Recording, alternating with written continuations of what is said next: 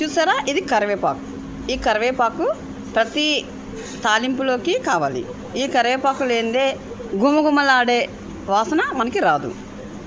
ప్రతి కర్రీలోనూ, ప్రతి పులుసులోనూ, ప్రతి ఫ్రైలోనూ ఈ కరివేపాకు వేసుకుంటే చాలా టేస్ట్ వస్తుంది, మంచి స్మెల్ కూడా వస్తుంది. దీనిలో ఏ విటమిన్ పుష్కలంగా ఉంది. దీనివల్ల కళ్ళకి మంచిది, అలాగే హెయిర్ గ్రోత్ కూడా బాగుంటుంది. ఎక్కువగా ఇప్పుడు తెల్ల వెంట్రుకలు వచ్చేస్తున్నాయి కదండి చిన్నపిల్లల్లో కూడా. ఈ తెల్ల వెంట్రుకలను నివారిస్తుంది అన్నమాట. ఓకేనా. కూరలో కరివేపాకులా తీసి పాడేస్తున్నావా అని అంటారు సామెత. తీసి పాడేస్తున్నావా కాదు, కంపల్సరీ కరివేపాకు తీయకూడదు. అలా తీయకుండా చిన్న చిన్నగా కట్ చేసి, ఇలా ఆకుల్లా కాకుండా చిన్న చిన్నగా కట్ చేసి మీరు తాలింపులో వేసుకుంటే మనం తీయడానికి ఉండదన్నమాట. అన్నంతో పాటు కలుపుని తినేయవచ్చు. ఓకేనా. దీంతో పచ్చడి చేసుకోవచ్చు. ఇంకా ఆయిల్లో మరగబెట్టి ఈ వచ్చిన ఆయిల్ని జుట్టుకి రాసుకుంటే జుట్టు కూడా ఊడదు, తగ్గుతుందన్నమాట ఊడడం అనేది. దీనివల్ల చాలా ఉపయోగాలు ఉన్నాయి.